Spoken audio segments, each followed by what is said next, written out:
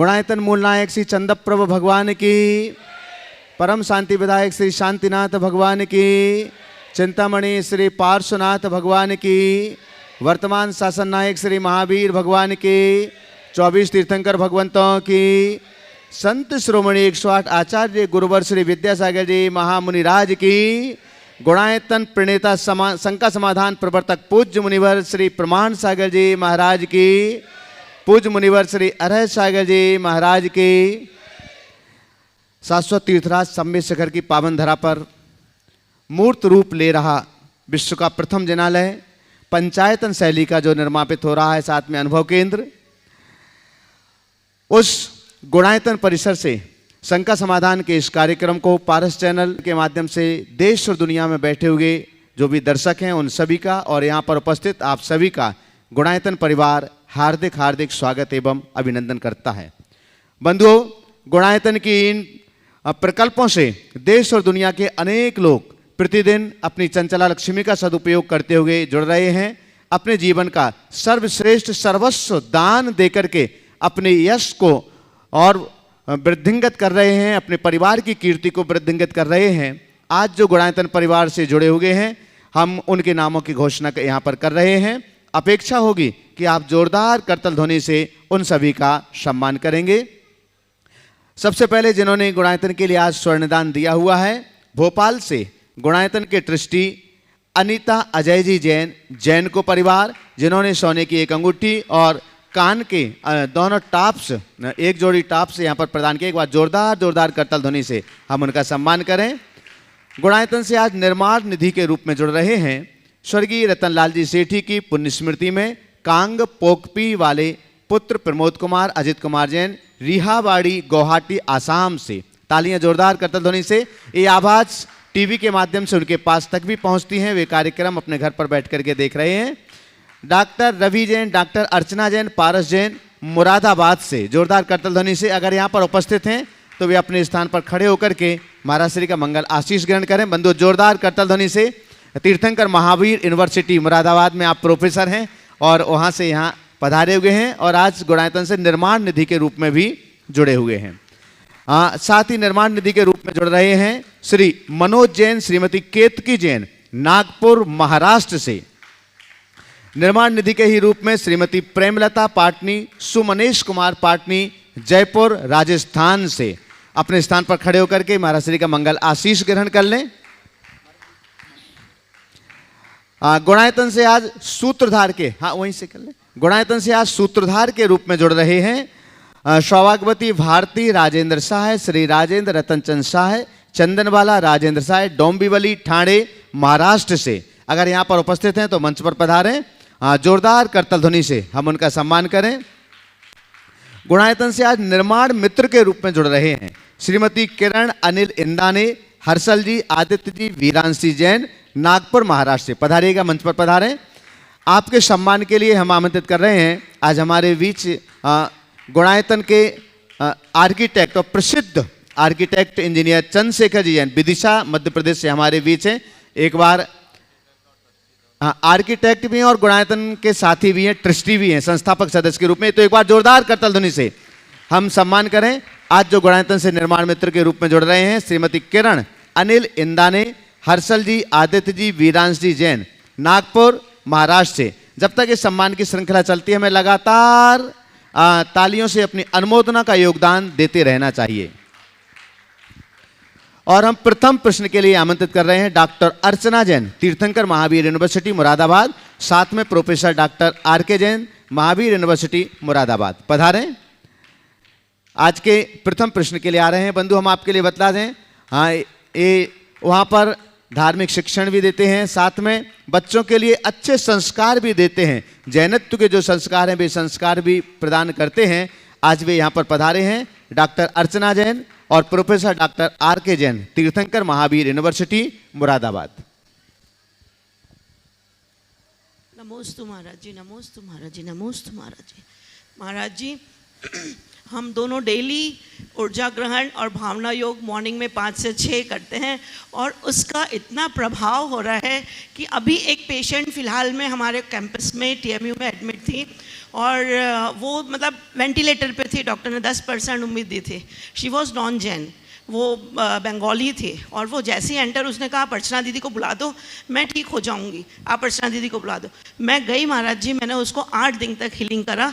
Doctor ने केवल 10% कहा था और ऊर्जा ग्रहण करा करा के आप मानेंगे नहीं, मैं जितने बार करती थी वो आंखें खोल खोल के ऐसे देखती थी और पूरे समय उनमें इतनी ऊर्जा एनर्जी, यानी ये ऊर्जा ग्रहण का ही है महाराज जी कि वो बिल्कुल ठीक हो गई और अपने घर अच्छे से पहुँच गई। तो महाराज जी मेरा प्रश्न ये है कि क्या हम नॉन जैन है कोई और वो अगर मतलब नॉनवेज वगैरह खाते हैं तो हम उनको भी ऊर्जा ग्रहण हीलिंग वगैरह कर सकते हैं, नमोकार मंत्र आदि की? देखिए, रोगी रोगी होता है, वहाँ हमें जैन अजैन नहीं देखना, वेज नॉन वेज नहीं देखना, उसको एक पीड़ित इंसान के रूप में देखना चाहिए। इसका संबंध मानवीय संवेदना से है, हमें उसे ध्यान रखकर चलना चाहिए। रहा सवाल व्यक्ति के नॉन वेज होने का, हम उसके हृदय को परिवर्तित कर सकते हैं यदि हमारे निमित्त से उसकी चिकित्सा होती है और वह स्वस्थ होता है तो हमारे निमित्त से उसका हृदय परिवर्तन भी हो सकता है। तो ये बड़ी अच्छी बात। तो पहले उसे छुड़ाने की जगह जोड़ो, जो आपसे जुड़ेगा वही छोड़ेगा, जो जुड़ेगा नहीं वो मुंह मोड़ देगा। इसलिए हमें जोड़ करके छुड़वाने की बात सोचो। उन्होंने छोड़ दिया। बहुत सुंदर। Professor doctor R.K. जैन, तीर्थंकर महावीर यूनिवर्सिटी मुरादाबाद। आगे तैयार रहेंगे प्रेसी जय कुमार सिंघई, छतरपुर। गुरुदेव के पावन चरणों में मेरा और मेरे परिवार की ओर से बारंबार नमोस्तु। गुरुदेव, मेरा एक छोटा सा प्रश्न है, शंका है। मैंने विगत अनेक वर्षों से शिक्षा प्रदान की है, सिविल इंजीनियरिंग में बच्चों को शिक्षा प्रदान की है। कई बच्चों ने इस लौकिक जीवन में उच्चतर स्थानों को प्राप्त किया, उनका लौकिक जीवन सुधर गया, मेरा भी सुधरा, शिक्षा देने में मेरा भी फायदा हुआ। अब गुरुदेव, मेरा ये प्रश्न है आपसे कि पूजन पाठ गुरु सेवा इसके अलावा मैंने कौन सी शिक्षा ग्रहण करना चाहिए कि मैं अपना परलौकिक भाव सुधार सकूं और अच्छे उच्च स्थानों को प्राप्त हुआ? अभी तक आपने जो भी शिक्षा ग्रहण की और बांटी है वो जीवन के निर्वाह की है, कुछ अंशों में निर्माण की।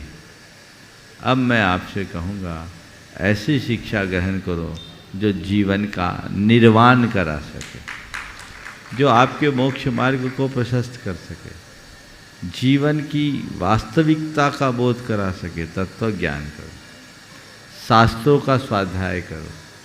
अगर आप उनको, आप जैसे पढ़े लिखे लोग अगर शास्त्रों का अध्ययन करेंगे तो आपके जीवन में जो आपकी श्रद्धा होगी वो कई गुनी ऊँची होगी और आप उसको जितने अच्छे से समझेंगे औरों को भी समझाने में समर्थ हो सकेंगे। आप नहीं, आप जैसे अनेक प्रोफेशनल लोग जो आज स्वाध्याय से जुड़े हैं और वो अपने जीवन में बहुत बड़ा बदलाव घटित कर दिए और वो धर्म की प्रभावना भी कर रहे हैं। इस दिशा में प्रयास करना ही चाहिए, क्योंकि मुझे लगता है अब रिटायरमेंट के निकट तो आ ही गए हैं, तो अब रास्ता बदल लेना चाहिए। बहुत सुंदर। नमस्ते। प्रेसी जय कुमार सिंघई, छतरपुर। आगे तैयार रहेंगे अनिता अनिल कंगड़े, अंबे जोगई, महाराष्ट्र। जल्दी आए थोड़ी।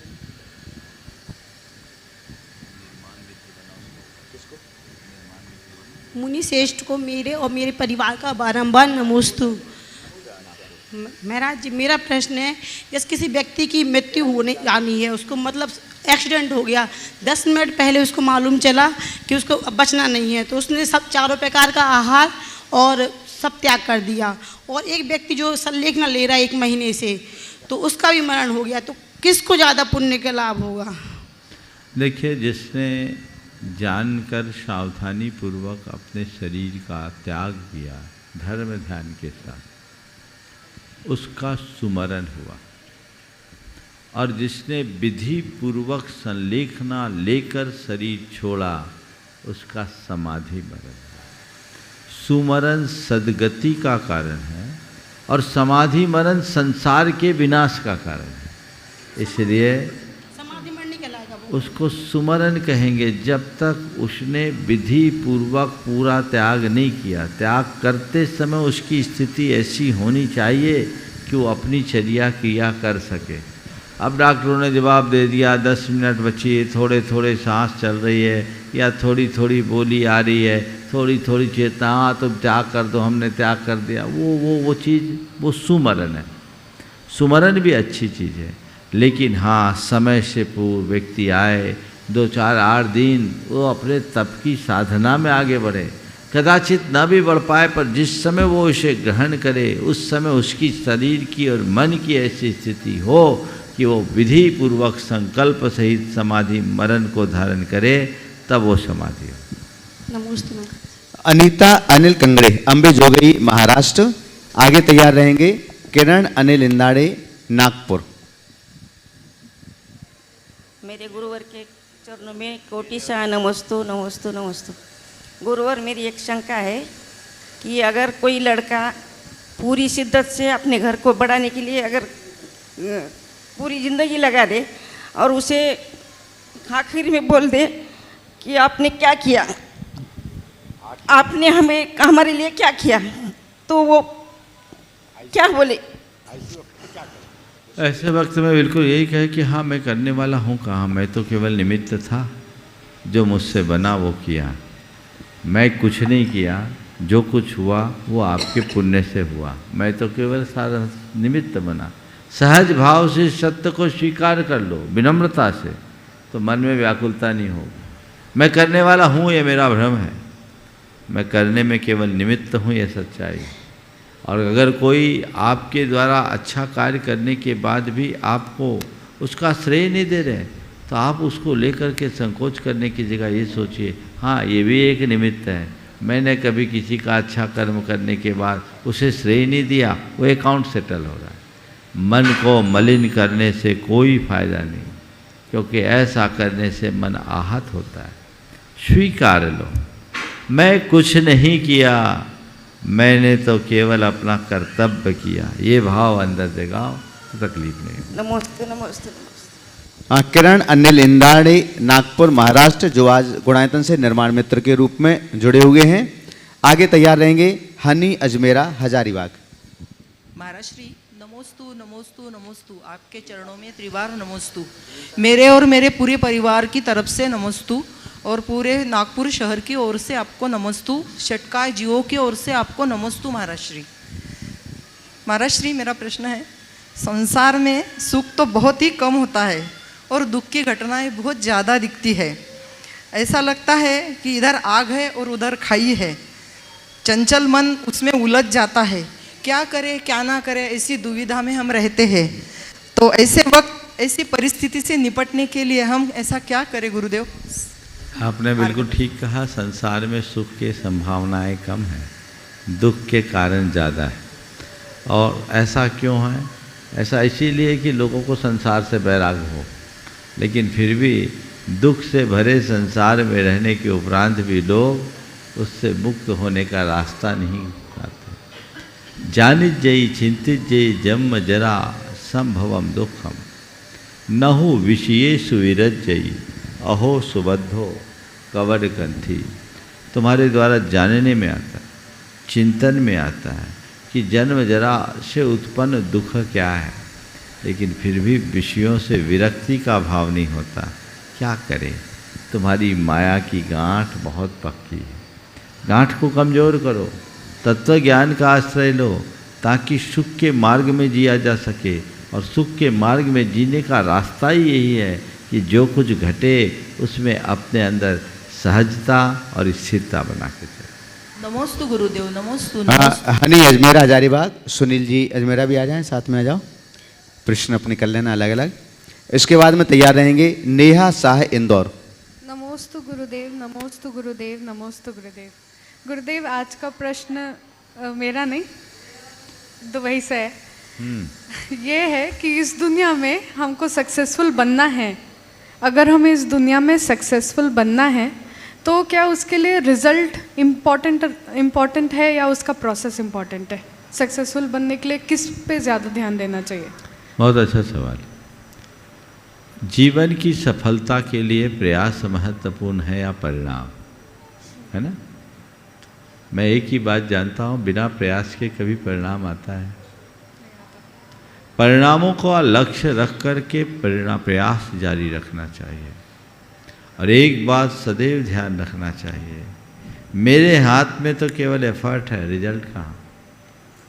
तो मैं अपना 100% दूं। जब तक मैं अपना 100% समर्पित नहीं करूंगा तब तक 100% पाऊंगा भी नहीं। इसलिए हमें हमेशा उसकी तरफ ध्यान देना चाहिए। नमोस्तु गुरुदेव। दय मुनिराजों के चरणों में दिगंबर जैन पंचायत हजारीबाग का नमोस्तु नमोस्तु नमोस्तु। महाराज जी, अभी ये 16 कारण व्रत वगैरह आ रहे हैं, शायद 32 दिनों के लिए उसमें कुछ नियम धर्म किया जाता है, तो क्या हम लोग को भी वो करना चाहिए? करना ही चाहिए। आप ही लोगों के लिए 16 कारण व्रत। देखो कैलाश जी आ गए हैं 32 दिन का मूड बनाकर। 2 साल से कोविड में तो आए नहीं थे। आ जाओ कैलाश जी आप भी एक बार सामने, है ना? पहले ही से आ गए। और करो 16 का 10 लक्षण तो सब करते ही हैं, 10 लक्षण तो सब करते ही हैं, लेकिन 10 लक्षण के साथ 16 कारण करो तो और उत्तम। संकल्प लो कि 16 कारण के 32 दिनों में हम एकासन करेंगे, एक ही बार भोजन पानी करके मुनियों की तरह एक भुक्ति रखेंगे, बीच बीच में उपवास करेंगे, कितना सोत का भोजन करेंगे, 1 महीना पवित्रता के साथ जीवन जिएंगे। कितना बड़ा काम हो सकता है। वैसा नहीं कर सकते तो शाम को माथ जल ले लेंगे। जितना बने अभ्यास करके अपना काम कर सके तो बहुत अच्छा है। एक बार कैलाश जी का जोरदार करतल ध्वनि से स्वागत कर दीजिए। आप सब इनसे परिचित होंगे। ये 32 उपवास करने के अभ्यासी हैं। पिछले 2 सालों में इनको कोविड के कारण 4 बार कर चुके हैं। पिछले 2 सालों में कोविड के कारण इन्हें रोका गया, लेकिन अब ये फिर मन बना करके आए हैं। इनकी साधना निर्बाध हो, इस भावना के साथ इनको आशीर्वाद। महाराज जी, बाहर आना जाना पड़ता है इस बीच में अगर किसी कार्यवश तो कैसे? यहाँ तक बनो कि हम अपने आप को सीमित करें। मन में तय कर ले कि आना जाना नहीं करेंगे, आना जाना करेंगे तो पर्टिकुलर स्थान विशेष तक जाएंगे। जितना बने अपने आप को सीमित करें। व्रत प्रवृत्ति से निर्वृत्ति की ओर बढ़ने का नाम। अत्यावश्यक हो तभी जाएं, अन्यथा न जाए। नमस्ते। नेहा शाह इंदौर। आगे तैयार रहेंगे इंजीनियर चंद्रशेखर जी विदिशा। गुरुदेव के चरणों में बारंबार नमोस्तु नमोस्तु नमोस्तु। गुरुवर, मेरा प्रश्न यह है कि पद्म पुराण में जिस लंका का वर्णन आता है वह लवण समुद्र के पार विद्याधरों की नगरी और जिसे माया से बसाया गया था, और अभी वर्तमान समय में जो लंका है उसमें रामायण कालीन अवशेष मिलते हैं, और वो जो तो वो ये वही लंका है, और जो लवण समुद्र का जिक्र है वो यही समुद्र है क्या? देखिए, जो अभी अवशेष मिले हमें उसको भी नकारना नहीं चाहिए। और लवण समुद्र के अवशेष मिलने का जो सवाल है, लवण समुद्र में लंका बनाई गई, उसके विषय में मैंने अनेक बार ये भी कहा है कि हम लोग आर्यखंड में रह रहे हैं, भरत क्षेत्र के आर्यखंड में। भरत क्षेत्र के आर्यखंड में बहुत बड़ा प्राकृतिक परिवर्तन हुआ। भोग भूमि से कर्म भूमि परिवर्तन के समय एक ये धरती 1 योजन ऊपर उठी, और 1 योजन ऊपर उठने के कारण इसमें अनेक क्षुद्र पर्वत और उपसमुद्र घुस गए, और उपसमुद्र घुसने के कारण इनका शेष जम्बूद्वीप से कनेक्शन कट गया। तो ये आज जितने भी समुद्र हैं वे सब लवण समुद्र के ही अंग है, ऐसा समझना चाहिए, और उसी के हिसाब से उसकी व्यवस्था समझ सकते हैं। प्रसिद्ध आर्किटेक्ट और गुणायतन के ट्रस्टी चंद्रशेखर जी विदिशा। आगे तैयार रहेंगे लक्ष्मी जैन लखनऊ। महाराज श्री के चरणों में मेरे और मेरे परिवार की तरफ से बारंबार नमोस्तु नमोस्तु नमोस्तु। महाराज श्री, महाराज श्री, क्या सुख शांति का दुश्मन है? अगर है तो वर्तमान में मैक्सिमम लोग वक्त सुख की खोज में तो रहते हैं, शांति की खोज में क्यों नहीं? बहुत अच्छा सवाल किया। सुख शांति का दुश्मन है? अगर मुझसे पूछे तो मैं यही कहूँगा जिसमें तुम सुख मानते हो वो तुम्हारी शांति का दुश्मन है, इसमें कोई संशय नहीं। आज लोग सुख किस में खोजते हैं? चीज़ों में, बाहर, भौतिकता के संसाधनों में। और जब व्यक्ति उसमें सुख मानता है तो उसके पीछे भागने लगता है, और भागने के बाद वो भागता रहता है, सुख तो हाथ लगता नहीं, शांति और खो जाती है। जब तक तुम्हारे मन में चीज़ों के प्रति सुख की भ्रांति रहेगी, तुम्हारे मन में कभी शांति नहीं होगी। जैसे एक मृग है जिसके नाभि में कस्तूरी है, पर उस नाभि में स्थित कस्तूरी से अनजान रहने के कारण वह सब तरफ भटकता है कि खुशबू कहाँ से आ रही है, खुशबू कहाँ से आ रही है। ऐसे ही मनुष्य की दशा है। उसके सुख का वास्तविक निवास उसके भीतर है, पर उसका ध्यान उधर न होकर चीज़ों की तरफ। वो सोचता है कि मेरे पास धन की कमी है, अगले के पास मुझसे अधिक धन है, वो सुखी है, तो मैं उसके बराबर धनी हो जाऊंगा तो मैं सुखी होऊंगा। मेरा परिवार छोटा है, मेरा परिवार उस जैसा हो जाएगा तो मैं सुखी होऊंगा। मेरी लोगों में पहचान कम है, मेरी पहचान उस जैसी हो जाएगी तो मैं सुखी हो जाऊंगा।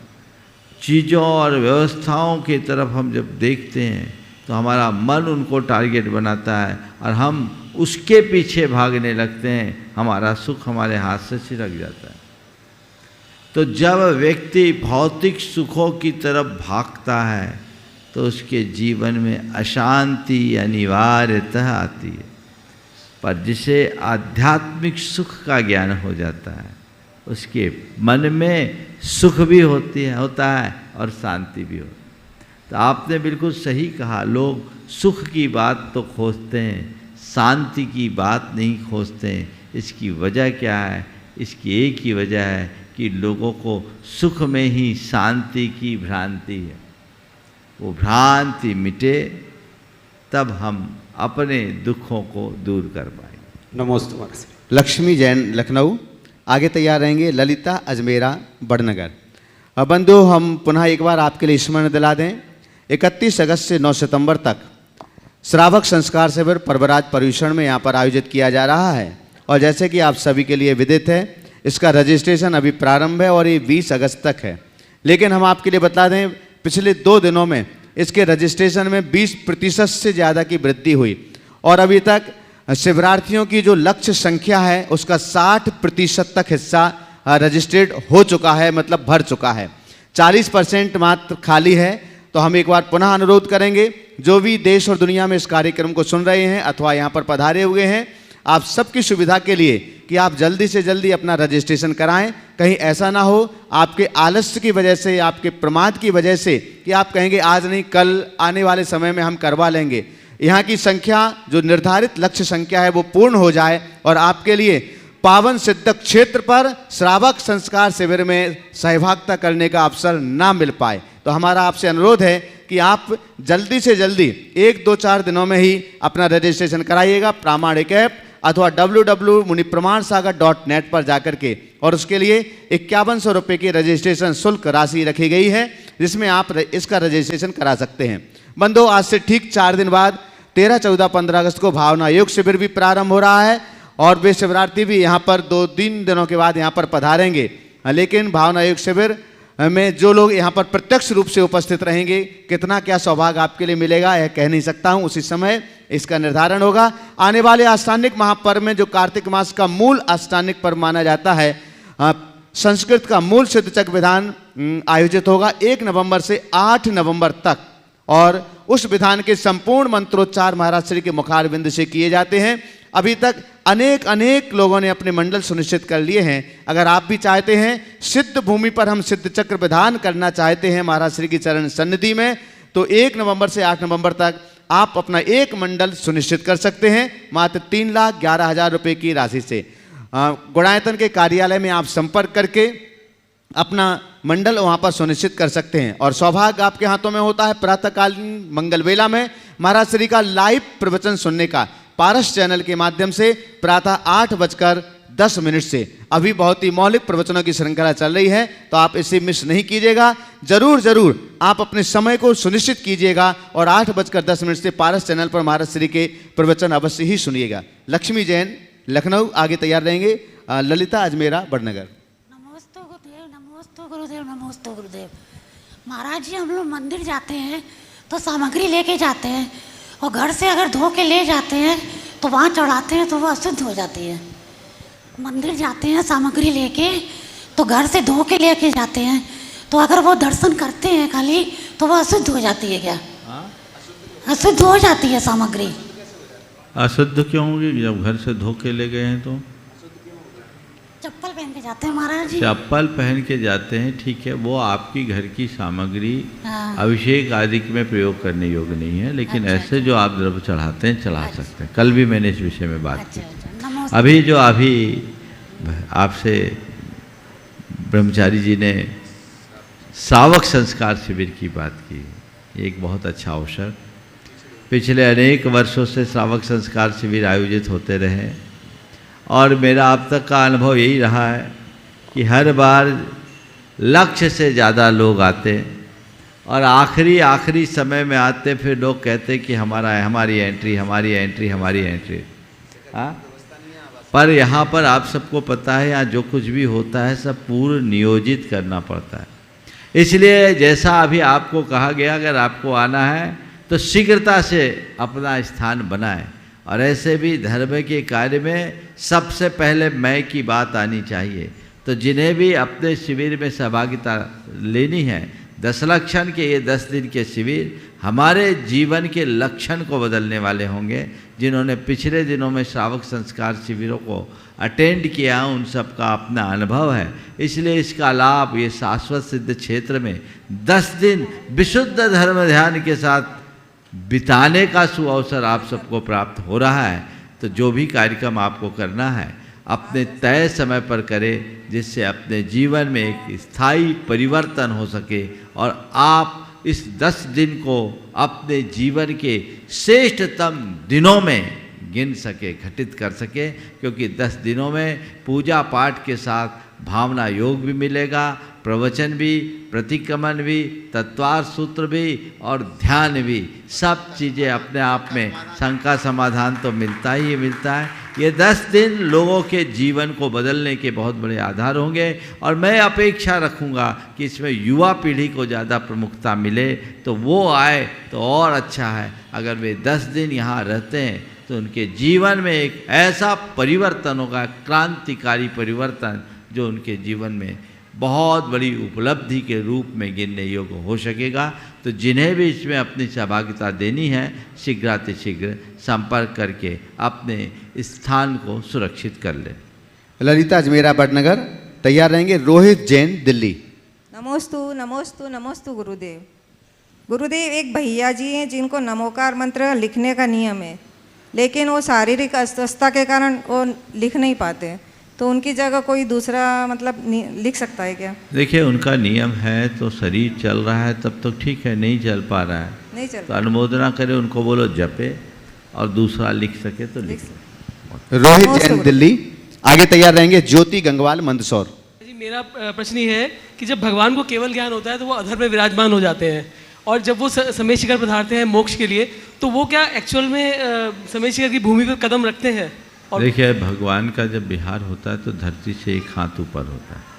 केवल ज्ञान के समय वो अधर में जाते हैं, बाकी समय एक हाथ ऊपर जाते हैं। तो समेत शिखर तो आए, पर यहाँ की धरती पर उनके पैर नहीं पड़ते, तो वो एक हाथ ऊपर ही रहते हैं। तो महाराज जी, अपन ये कहते हैं कि यहाँ की कण कण पवित्र है, तो धरती पे उनके पैर नहीं पड़े, पर उनके रस तो वहीं गिरे। ज्योति गंगवाल मंदसौर। आइए जल्दी। नमोस्तु गुरुदेव। आज आपने प्रवचन में कहा था कि वाणी का घाव नहीं भरता, वाणों का घाव तो भर जाता है।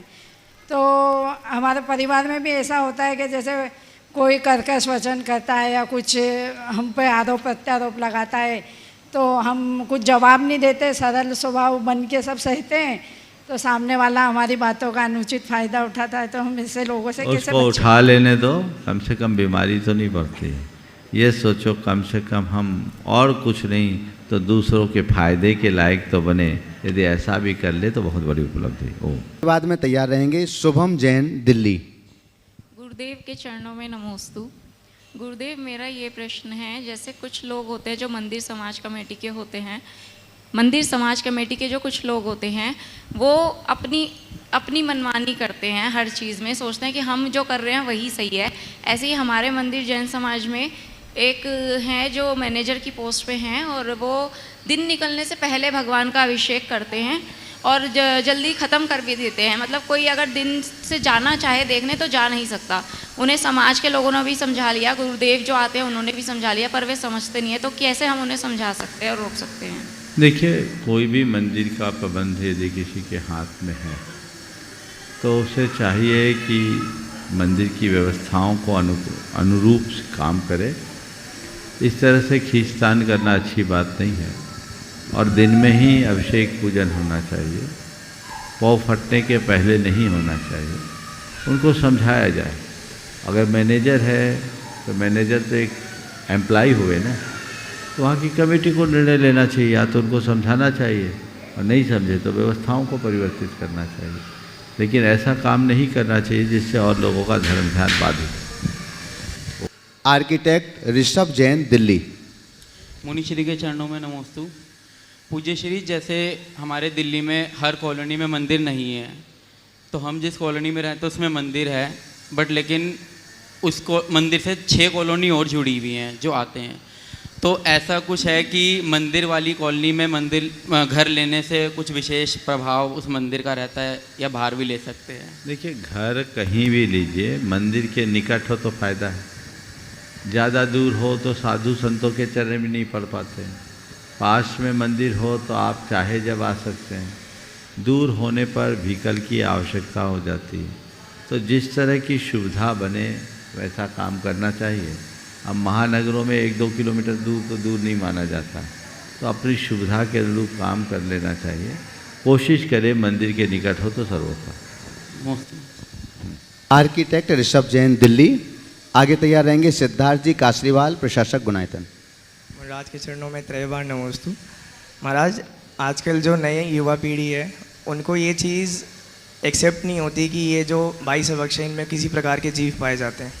तो क्या ये जो अनुभव केंद्र सामने बन रहा है हमारा, इसमें कुछ माइक्रोस्कोप लगा के उनको साक्षात चीज़ दिखा के उनको दृढ़ता से दिखा सकते हैं कि हाँ इसमें है आलू प्याज? देखिए, इस तरह के काम हुए हैं गुजरात में, कई जगह ऐसा काम हुआ है और गुनायतन में भी इस तरह का प्लान है। वो इस अनुभव केंद्र का तो विषय अलग है, लेकिन यहाँ इस तरह की एक प्रयोगशाला जरूर बनाने की योजना है जिसमें लोग इन सब चीज़ों को प्रायोगिक रूप में देख सके और उसके अनुरूप अपना जीवन सुनिश्चित कर सके।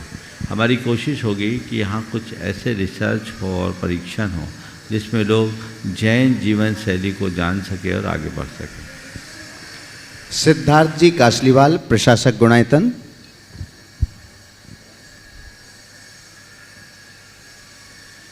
मेरे परम पूज्य गुरुवर के पावन चरणों में मेरा और मेरे परिवार का कोटि कोटि नमोस्तु नमोस्तु नमोस्तु। गुरुवर, हम लोग प्रतिदिन पूजा में पढ़ते हैं अपवित्रा पवित्र वा सर्वावस्थांगतो वा यह स्मरेत परमात्मा नाम सब बाह्याभ्यंतर शुचि। मेरा प्रश्न है, ये भगवान के स्मरण करने से बाह्य और अभ्यंतर शुचिता पवित्रता किस प्रकार प्राप्त होती है?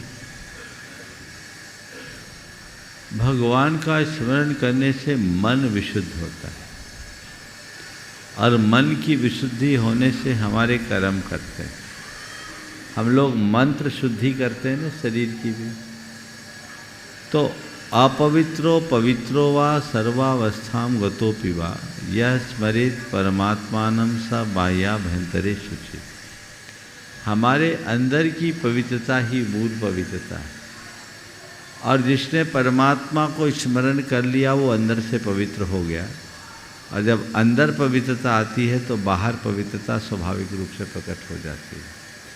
आंतरिक पवित्रता के अभाव में बाहरी पवित्रता को पवित्रता कहने का कोई औचित्य नहीं है। इसलिए अभ्यंतर पवित्रता को प्रमुखता देते हुए मंत्र शुद्धि के रूप में ये कहा गया, यह स्मरेत परमात्मानम स बाह्याभ्यंतरेषु।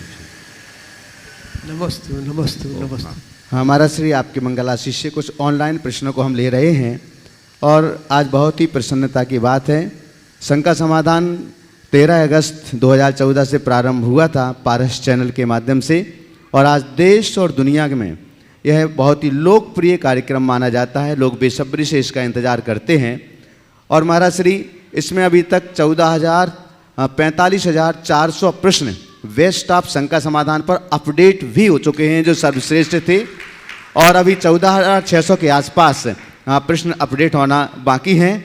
महाराज श्री प्रश्न ये है, महावीर भगवान से जब 60,000 प्रश्न पूछे गए तब उन्होंने हर एक प्रश्न का उत्तर दिया और आज आपके भी इस शंका समाधान के सत्र के लगभग 60,000 प्रश्न पूरे हो रहे हैं और आप भी पूरे विश्वास से सभी प्रश्नों के उत्तर देते हैं। तो महाराज श्री आप इतना विश्वास कहाँ से लाते हैं और हम लोग भी अपने जीवन में ऐसा क्या करें कि कोई हमसे प्रश्न पूछे तो हमारे अंदर झुंझलाहट पैदा ना हो, चिड़चिड़ाहट पैदा ना हो और हम भी उनके प्रश्नों के उत्तर पूरे विश्वास के साथ दे सकें। देखिए, आपने शंका समाधान के कार्यक्रम की तुलना भगवान महावीर से की। ये एक संयोग है कि 60,000 सवाल हो गए और 2014 से 22 8 साल होने को है। आगामी 13 अगस्त को 8 वर्ष हो जाएंगे। इस दौर में 60,000 सवाल भले पूरे हो गए, लेकिन भगवान महावीर के देशना में और हमारे समाधान में ज़मीन आसमान का अंतर है। भगवान महावीर ने जो कहा वो अपने प्रत्यक्ष ज्ञान के बल पर कहा और हमने जो भी आपको बताया है वो भगवान महावीर की वाणी के आधार पर ही बोला है। तो तीर्थंकर है, बस भगवान की वाणी को आप लोगों तक हम अपनी भाषा में पहुंचाएं और लोग भगवान की वाणी को चरितार्थ करके अपने जीवन को कृतार्थ कर सके। हमारा केवल एक ही प्रयास। आपने जो सवाल किया है कि हर तरह के सवालों का उत्तर आप कैसे दे देते हो, आप में चिड़चिड़ाहट या गुस्सा या क्षोभ या अटक क्यों नहीं होती? आप में ये विश्वास कहाँ से आया? मुझे नहीं मालूम। मुझे तो भगवान पर विश्वास है, अपने गुरु पर विश्वास है और खुद पर विश्वास है। यही विश्वास मेरे सब कामों को साकार कर देता है। तो वो विश्वास अपने हृदय में जगा के रखिए, बना के रखिए, सारे रास्ते अपने आप प्रशस्त होंगे। महाराज श्री बिनौली बागपत उत्तर प्रदेश से नितिन जी जैन आपके श्री चरणों में बारंबार नमोस्तु निवेदित करते हुए कह रहे हैं, महाराज श्री जो धन कमाया है उसे आप वो स्वयं ही भोगता है और इस बात की भी कोई गारंटी नहीं है कि धन कमाने के चक्कर में जो कर्म किए हैं वो तो उसे कोई दूसरा भोगे, उसे स्वयं ही भोगना पड़ते हैं। इस बात की पूरी गारंटी है। महाराज श्री मेरा प्रश्न यह है, गृहस्थ को धन कमाना आवश्यक है और उसमें कर्म भी निश्चितता बंधता ही बनता है। तो गृहस्थ धन को किस प्रकार से कमाए ताकि उसके भोगने में भी उसे आनंद आए और धन कमाने में किए गए कर्म को किस प्रकार से वह समाप्त कर सके? देखिए, धन कमाने के लिए एक बात ध्यान रखना चाहिए कि धन के अर्जन में पाप होता है। तुम्हारे द्वारा कमाए गए धन के भोग में लोग फिर भी शामिल हो सकते हैं, पर उस अर्जित पाप का भोग तो अकेले ही करना पड़ता है। ये त्रिकाल सत्य है। इसलिए धनोपार्जन के समय हमें इस बात का ख्याल रखना चाहिए कि अर्जित धन के साथ साथ पाप का भी अर्जन हो रहा है। आपने पूछा है ऐसा रास्ता बताएं कि धन का अर्जन भी होता रहे, उसका उपभोग भी किया जा सके और पापार्जन से बचा जा सके। यही पूछा है ना? तो मैं यही कहूँगा, धनार्जन करो पर धर्म से जुड़कर करो। धर्म से जुड़ कर के धनार्जन करने का मतलब नैतिकता और प्रामाणिकता के साथ धन कमाओ और अहिंसा को अपनाकर शोषण मुक्त वृत्ति को अपनाओ। इससे आपके धन में पवित्रता आएगी। पाप तो होगा, सटकाए जीव की विराधना तो होगी, लेकिन अनैतिक कृत्यों से बचने के कारण बड़ा पाप नहीं होगा। और अर्जित धन के प्रति अनासक्ति का भाव रखकर उसका सदुपयोग करो। अगर पाप धन के उपार्जन में पाप हो रहा है तो उसका विनियोजन पुण्य में करो, जिससे अधिक से अधिक पुण्य का उपार्जन किया जा सके और जीवन का पथ प्रशस्त किया जा सके। महाराज श्री सीमा जटाले नागपुर महाराष्ट्र से आपके श्री चरणों में नमोस्तु निवेदन करते हुए निवेदन कर रही हैं। महाराज श्री, गुणायतन मैंने अभी देखा नहीं है, पर जैसा मैंने सुना है, जैसा आपकी उसमें कल्पना साकार हुई है, उससे लगता है कि आपका उसके निर्माण की प्रेरणा देने का उद्देश्य सिर्फ जीवों का कल्याण करना है। मैंने अपने किसी मित्र के साथ मंदिर में इसी प्रकार की चर्चा की, पर वर्तमान समय में वह मित्र कहने लगा, पर वर्तमान समय में साधु साध्वी इसे यश फैलाने का साधन मानने लगे हैं और बड़े बड़े मंदिर और बड़े बड़े प्रोजेक्ट करने के प्रेरणा देने लगे हैं। लेकिन महाराज श्री, मंदिर तो निश्चित ही जीवों के कल्याण में सहकारी है, पर जिनका अभिप्राय गलत हो तो हमें उन्हें किस प्रकार से समझाएं, मार्गदर्शन करें। देखिए, हर व्यक्ति की अपनी अपनी विचारधारा है। वो किसी बात को किसी भी अर्थ में देख सकते हैं। अगर वो ये कह सकते हैं कि मंदिर बनाना, मंदिर का कार्य एक प्रोजेक्ट है और वो अपना यश फैलाने के लिए, तो प्रवचन भी हमारे यश फैलाने के लिए है, हमारा सारा तत्वोपदेश भी यश फैलाने के लिए है। हम जो कुछ कर रहे हैं वो यश फैलाने के लिए कर रहे हैं, तो फिर तो कुछ करने की ज़रूरत नहीं। अरे भाई, हम यश फैलाने के लिए ही कर रहे हैं, पर अपना नहीं, जिन शासन का यश फैलाने के लिए कर रहे हैं। और एक बात ध्यान रखना, जो जिन शासन के यश की वृद्धि करता है उसकी यशो वृद्धि दिनों दिन अपने आप होती है, उसके लिए कुछ अतिरिक्त प्रयत्न करने की ज़रूरत नहीं होती। साधु को अपने यश की कोई आकांक्षा नहीं होती। साधु तो ऐसे ही त्रिलोक बंदनीय होता है, सारे लोक में उसका सुयश होता है, हर कोई उसे प्रणिपात करते हैं। और हम किस यश की बात करेंगे? मैं उनसे एक सवाल करता हूँ। आचार्य नेमिचंद ने चामुंड राय को बाहुबली भगवान के निर्माण की प्रेरणा दी, वो अपने यश के लिए दी या जिन शासन के यश के लिए दी? चामुंड राय ने अपने द्रव्य से एक बाहुबली भगवान की प्रतिमा की स्थापना की, अपने द्रव्य का सदुपयोग किया। न जाने कितना धन उसने खर्चा। ऐसा भी कहा जाता है कि पत्थर के स्थूल तक्षण के बाद उसने शिल्पकार से कहा, तुम रोज जितना पत्थर का चूरा दोगे हम तुमको उतना सोना देंगे। कितनी दिलेरी थी। आज बाहुबली भगवान खड़े हो गए, 1000 वर्ष से अधिक हो गए, आज भी जिन शासन के गौरव को वो बढ़ा रहे, दिगंबरत्व की यशोगाथा फैल रही। निश्चित इसके साथ चामुंड राय का भी यश है और नेमिचंद सिद्धांत चक्रवर्ती का भी है। चामुंड राय का यश तो ऐसा हो गया कि गोमठ के कारण वो गोमटे से बन गए। लेकिन मैं दूसरी बात कहता हूं, चामुंड राय ने अपना राजमहल भी बनाया होगा, हवेलियां भी बनाई होगी, उनका कोई अस्तित्व नहीं। पर बाहुबली भगवान 1000 साल से जो के तो खड़े हैं और युग युगांतरों तक खड़े रहेंगे।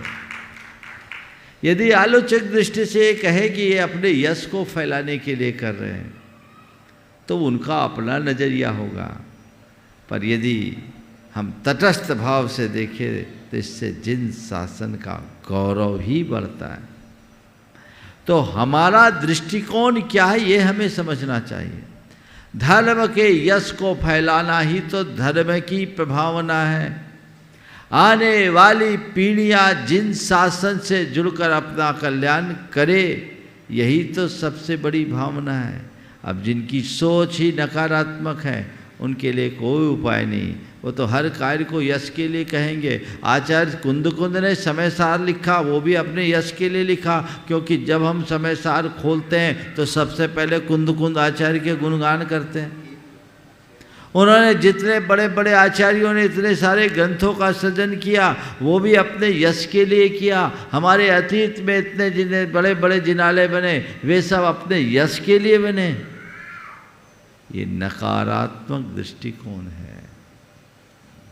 उन्होंने किया केवल जिन शासन के ध्वज को फहराने के लिए, जिन शासन की उन्नति के लिए, जिन शासन के यश को दिगंत व्यापी बनाने के लिए। हाँ, उनके साथ उनका यश जरूर फैलता है, तो वो फैलेगा। हमें उसके लिए कुछ सोचने की ज़रूरत नहीं है, लेकिन दृष्टिकोण साफ होना चाहिए। अपने समय, शक्ति और संसाधनों का सही उपयोग करने का इससे अच्छा और कोई रास्ता नहीं है। हर कोई जिन शासन के पथ पर चलकर सम्यक अनुरागी बनकर आगे चले, ऐसा हमारा प्रयास होना चाहिए। लोग जिनको कहना है कहे। मैं तो एक ही बात जानता हूँ, कोई भी कार्य होता है उसमें दोनों प्रकार की प्रतिक्रियाएं होती है, अच्छी भी होती है और बुरी भी होती है। जिसको जो दिखता है वो वही समझता है, लेकिन हमें व्यापकता से समझ करके चलना चाहिए और नकारात्मक दृष्टि को हटाकर सकारात्मकता से देखना चाहिए। जिनको देखकर लोगों का भवोद्धार हो, जिनको देखने के बाद लोगों के जीवन में बड़ा बदलाव हो, तो वो इससे बड़ा अनुकरणीय और कार्य नहीं होगा। यदि यही सब सोचा जाए कि सब यश वृद्धि के लिए किया जा रहा है, तो हमारे धर्म की प्रभावना जहाँ के तहाँ रुक जाएगी। हमें ऐसे लोगों की बातों पर ध्यान नहीं देना चाहिए।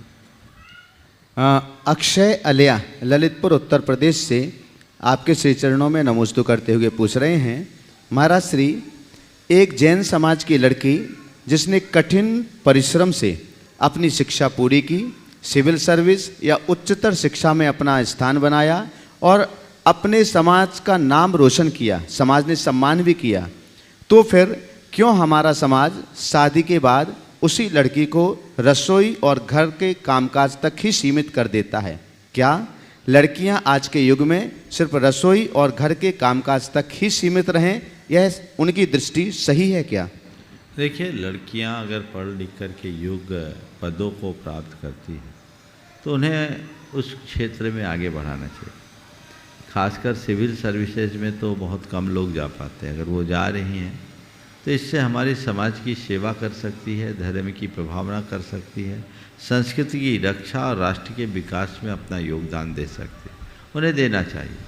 और जहाँ तक घर के कार्यों का सवाल है, तो घर के कार्यों को तो जहाँ जैसी आवश्यकता वैसा करना चाहिए। यदि उन्हें ज़रूरत है तो वो भी करें। मेरे संपर्क में ऐसे बहुत सारी महिलाएं हैं जो आज उच्च पदों पर है, उच्चाधिकारी है और घर का कार्य भी संभालती है, बाहर की व्यवस्था संभालती है। अगर उनको ज़रूरत पड़े कि घर का कार्य करना है तो घर की कार्य को संचालित करना भी उनकी बड़ी जिम्मेदारी है। लेकिन इन कार्यों के लिए उनको उनके इस तरह की सर्विस से हटाकर चूल्हे चौके तक सीमित कर देना कतई उचित नहीं है। पर इसका दूसरा पहलू भी मैं ये कहूँगा कि हर किसी को यही सोच बनाना कि हमें तो काम काज ही करना है, घर गृहस्थी नहीं देखना, तो ये बात भी ठीक नहीं। यदि गृहिणी घर गृहस्थी नहीं देखेगी तो कुलाचार का पालन कैसे बनेगा होगा और घर गृहस्थी की परंपरा आगे कैसे बढ़ेगी। इसलिए दोनों जगह समन्वय बना करके चलना चाहिए। जॉब करना जितना हमारे जीवन के लिए उपयोगी है, घर के संचालन को भी उतना ही महत्व देना चाहिए जो एक बड़ा जॉब है। तो आवश्यकता और परिस्थितियों के अनुरूप लोगों को निर्णय लेना चाहिए। पर हाँ, दुर्लभ स्थानों पर, खासकर सिविल सर्विसेज या ऐसे प्रतियोगी परीक्षाओं में उत्तम स्थान पाकर समाज की सेवा का जिन्हें अवसर मिल रहा है, उन्हें नौकरी छुड़ाना उचित नहीं है। हाँ, यदि वो खुद उसे अपने अनुकूल न समझे और उससे दूर हो तो बात अलग। महाराज श्री, रुठियाई जिला गुना मध्य प्रदेश से श्रीमती गुणमाला निर्मल कुमार जी जैन आपके श्री चरणों में कोटशा नमोस्तु पूर्वक पूछ रहे हैं, महाराज श्री, स्वर्ग के लौकांतिक और सौधर्म आदि देव को 14 पूर्व का ज्ञान होता है तथा वह सागरोपम पर्यंत काल तक तत्व चर्चा भी करते रहते हैं, तो फिर उन्हें श्रुत केवली क्यों नहीं कह सकते? श्रुत केवली और 14 पूर्व के ज्ञाता में अंतर है। श्रुत केवली वे होते हैं जो न केवल जानते हैं अपितु उसका कुछ अंशों में अनुभव भी करते हैं, वो मुनि ही होते हैं। और श्रुत केवली को 14 पूर्व के साथ अंग पूर्व अंग बाह्य संपूर्ण श्रुत का ज्ञान होता है। 14 पूर्व का ज्ञान होना संपूर्ण श्रुत के ज्ञान का द्योतक नहीं, चतुर्दश पूर्वधर और सर्व श्रुतधर में बहुत अंतर है। इसलिए श्रुत केवली जो श्रुत में परिपूर्ण हो उन्हें समझना चाहिए। यद्यपि 14 पूर्व अपने आप में पूर्णता का द्योतक है, फिर भी 14 पूर्व में और श्रुतधर में बड़ा अंतर है। श्रुत केवलित तो मुनियों के अंदर होता है, जिससे अंगपूर्व अंगवाय सबका ज्ञान होता है, ऐसा समझना चाहिए। हमारा श्री छत्तीसगढ़ रायपुर से मोना जैन आपके श्री चरणों में बारंबार नमन करते हुए पूछ रही हैं, गुरुदेव हम जानना चाहते हैं क्या किसी आगम में उल्लेख है कि महिलाओं को साड़ी पहनकर ही मंदिर आना या पूजा करना चाहिए, और किसी बड़े ने हमसे कहा कि महिलाओं के साड़ी पहनने कर मंदिर आने से मंदिर का अतिशय बढ़ता घटता है, तो क्या ये कथन सही है? देखिए, पहनाव के संदर्भ में आगम में ऐसा कुछ नहीं है, पर मर्यादाओं की रक्षा करना हम सबका कर्तव्य है। एक बात ध्यान रखना चाहिए कि लोग वस्त्र पहनते हैं, किस लिए पहनते हैं? शरीर को दिखाने के लिए या शरीर को ढांकने के लिए। और वस्त्रों का हमारी और सामने वालों की मानसिकता में अंतर पड़ता है, प्रभाव पड़ता है।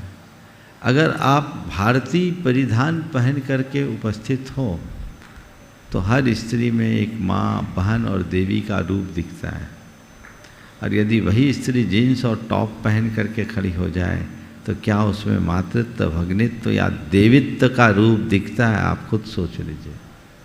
क्या पहनना क्या नहीं पहनना इस विषय में मैं नहीं कहूँगा, क्योंकि हमारे परिधान समय काल की परिस्थिति के अनुरूप परिवर्तित होते रहे। आज जो कपड़े हैं, महाभारत युग के कपड़े बिल्कुल अलग थे, रामायण युग के कपड़े और अलग थे। हर काल में बदलते रहे। पहनना नहीं पहनना आपकी चॉइस है, पर मर्यादाओं की रक्षा करना एक बहुत बड़ी जिम्मेदारी है। इस संदर्भ में एक बात और कहूँगा कि एक बड़ी समस्या आ रही है कि साड़ी की अनिवार्यता कर देने से हमारे समाज की नई पीढ़ी की जो बहुएं हैं वो मंदिर जाना बंद कर रही, उनका मंदिर ही छूट रहा है। अब घर में सासू खुद सूट पहनने लगी है और वो सब जगह सूट पे जा रही है। मंदिर में जाने में आप अगर रखते हैं, रिस्ट्रिक्शन रखते हैं तो नहीं जाते। मेरे सामने कई लोगों ने अपनी समस्याएं दी। उत्तम तो यही है कि आप भारतीय परिधान पहन करके जाएं। मेरे पास अमेरिका की एक युवती आई थी, आज से लगभग 15 साल पुरानी बात कर रहा। मैंने पूछा वहाँ की नई जनरेशन क्या सोचती? बोले जैसा हम लोग आज से 50 साल पहले सोचते थे। बोले क्या मतलब? बोले महाराज आज भी हम लोग बड़ों का मान रखते हैं, विनय करते हैं, पाँव छूते हैं। भले हम हफ्ता में आप महीने में एक बार मंदिर जाते हैं पर साड़ी पहन कर जाते हैं। महाराज जी हम सिर ढक करके जाते हैं, वहाँ जाकर हम विशुद्ध भारतीय हो जाते हैं। तो यही होना चाहिए। लेकिन इनके कारण यदि मंदिर ही जाना बंद हो जाए तो ठीक बात नहीं। मेरी राय में अब आग्रह बदलना चाहिए और सूट को, जिसमें पूरा शरीर ढके और आंचल सहित अलाउ कर देना चाहिए, ताकि हमारी जो नई पीढ़ी की बहनें हैं उनका मंदिर न छूट पाए। और ये सुविधा अब देनी चाहिए। अगर नहीं देंगे तो निश्चित बहुत देर हो जाएगी। जब सब जगह आने लगे हैं, हम लोगों के पास भी आने लगे हैं, तीर्थों की भी वंदना करने लगे हैं, और छोटे मोटे को छोड़ो 70-75 साल की अम्माएँ भी सूट पे आने लगी हैं, तो फिर नई बहुओं को अब इतना बंधन क्यों? इसमें थोड़ा सा लिबर्टी ज़रूर देना चाहिए। बस तन पूरा ढके, सूट हो, सलवार वगैरह, और सिर पर आंचल जरूर होना चाहिए। स्त्री बिना आंचल के नहीं शोभती, इस बात का उन्हें ध्यान रखना चाहिए। ये मेरा अपना अभिमत है। हो सकता है लोग मुझे कुछ ज़्यादा उदार घोषित कर दें, लेकिन मुझे ये समय की मांग दिखती है, इसका ध्यान रखना चाहिए। इस प्रकार आज के इस सत्र को परम पूज्य गुरुदेव के चरणों में नमन अर्पित करते हुए यहीं पर विराम दे रहा हूँ। बोलिए परम पूज आचार्य गुरुवर श्री विद्यासागर जी महाराज। जय जय जय।